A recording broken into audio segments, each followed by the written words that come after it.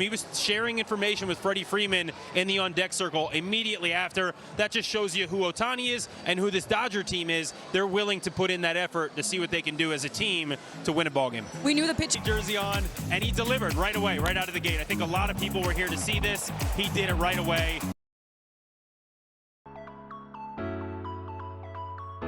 日本時間6月23日、ドジャース対ツインズの初戦はラウアーと若手マシューズの投手戦となりましたが、大谷とフリーマンのホームランでドジャースが2対1で勝利しました。悔しいながらも息子が大谷のファンだと公言してしまうツインズ放送席。ツインズの先発マシューズ、シェルトン監督の試合後の会見を訳しました。ご覧ください。And Anthony, in the pregame show, we talked about the stars squaring off, that being Shohei Ohtani and Byron Buxton, and they flashed early in this one. As far as in the batter's box, let's start with Shohei Ohtani because it just took the second pitch of the game from Zebby Matthews. This is a changeup Zebby wanted back, but Shohei got every bit of this one. Absolutely. He hammered it 112.8 miles per hour, 414 feet.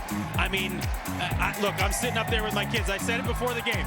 He had an Ohtani jersey on, and he delivered right away, right out of the gate. I think a lot of people were here to see this. He did it right away. It was really impressive. I mean, to me, for him to come in, he hasn't seen Zebby before, so for him to come in, obviously get his first look at him and do something like that, that's impressive that early. And then you could see him. He was sharing information with Freddie Freeman in the on-deck circle immediately after. That just shows you who Ohtani is and who this Dodger team is. They're willing to put in that effort to see what they can do as a team to win a ballgame. We knew the pitching was going to be important for Minnesota going up against this Dodgers lineup, and Zebby Matthews, to have the second pitch of the game be that way from Shohei Ohtani, how do you feel like he settled in? Because I know length was important to you as well, Zebby providing 6 innings tonight. He was fantastic. I mean, really, after that homer, I mean, he made some adjustments, and he came out, he was great. I thought the second time through, particularly, I noticed he really went to those breaking balls a lot more. Almost 50% curveball and slider second time through the lineup.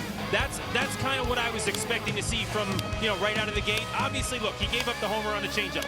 It is what it is. That happens. And he ends up giving up one a little bit later to Freddie on a fastball. But look, you can't throw all breaking balls. At some point, you're going to have to mix other pitches in. He got burned on one other fastball. Otherwise, he was great tonight. He mixed it up really well. A lot of swing and miss. Did a great job. And honestly, this is what I've come to expect from Zebby every time he takes the ball on every fifth day. He's getting more consistent. I'm starting to see this from him. I think this is a kid that the Twins should be really excited about, and I think they are really excited about him. He's going to have a nice, long career here in Minnesota. And that's not easy to settle in after the second pitch of the game, ending up that way from Shohei Ohtani in front of this kind of crowd. Yes, to settle in, to stay composed, Zebby Matthews did the work tonight. And how about Byron?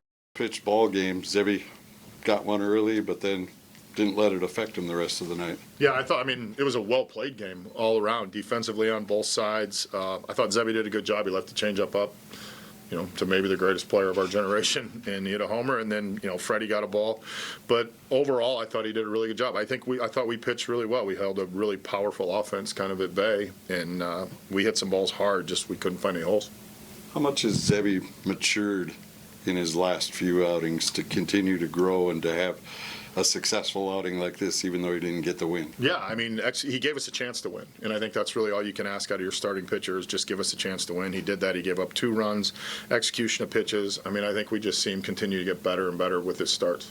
You talk about the defensive play of your team. The double play you turned off Ohtani is pretty impressive. Yeah, it was a really nice play by Keish. I mean, good job getting to it, good spin. Kreidler made a nice job. I mean, to get a guy that runs that well, you have to execute everything perfectly, and we did.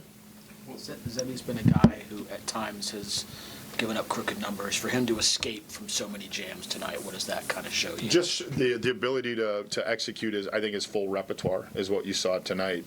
I mean, he went back to it. He used the curveball. I mean, I think he only threw one curveball. It was a bad pitch, and that was the 0-2 one to call. But he used his entire pitch mix, which I thought was impressive. What made Lauer go tough? Yeah, I mean, it's a guy we saw earlier in the year and we hit. He's changed, he got to a different organization. He's changed. I think the thing that made him effective today was the ability to execute the cutter inside to right-handers and then through the four-seam fastball off it. Do you have an update on Abel? Yeah, so with Abel, he's got swelling in the elbow joint. It's basically a renew of the old injury. That's what we saw in the MRI. There's no damage to the ligament, but we will get a second opinion from Dr. Meister. So, is that it? The last thing is we will announce the starter for tomorrow later.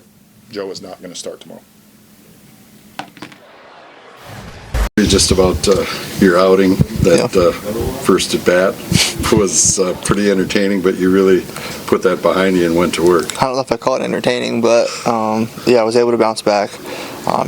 There's a reason he makes as much money as he does, and he's one of the greatest to do it. But able to bounce back well, and then the second, third AB, keep him off balance enough. But yeah, I'd like to have that first one back for sure. What were you thinking when you went into that at bat? What were you trying to do against him, and what happened? Yeah, I told myself, to get ahead, and I didn't do that. And in the 2 home runs I gave up, I fell behind both him and Freddie. But I really felt like in order to, have success against this lineup, to, just get ahead and keep him off balance. Wasn't able to do that on those 2 ABs, but able to work around it. How much does it say about your maturity that you were able to put that home run behind you and then just go right back to work and put together the outing that you did tonight? Yeah, I think that's big. I think that's just part of, getting starts in this league, and realizing that it's not going to be perfect every outing, and they're also really good, and just to keep fighting and give the team a chance to win a game. Is that what pushed you tonight, that the game was that close? Buck came right back, answered it, and yeah, but wanted to give you guys a chance to try to steal this one from you? Yeah, that Buck home run was huge to answer there in the bottom of the first, and then just to give up that Freddie home run, kind of killed the momentum there of the game. So would love to have that pitch back, but that's just part of it. What goes into that many escapes? That's something that at times has been a challenge for you, and you were in trouble several times and got out of it. Yeah, just trying to execute pitches. When runners get on or there's traffic or whatever, just trying to slow the game down as much as possible, and really focus on just that next pitch, and executing and trusting that regardless of the runners or whoever's at the plate, it's good enough to get them out. Were you surprised it was Pete that came out in the 6th with Edmund coming up, or do you think Shelty's coming out there? I try not to think about that a ton. When we're out there, I knew pitch count was getting up there, but I'm always going to want the ball and out there and try and finish the inning. Just what was the conversation with Pete? I asked if I felt good, and then I was good, and then we kind of just went over, hey, here's what we like to Edmund, and the next couple hitters coming up.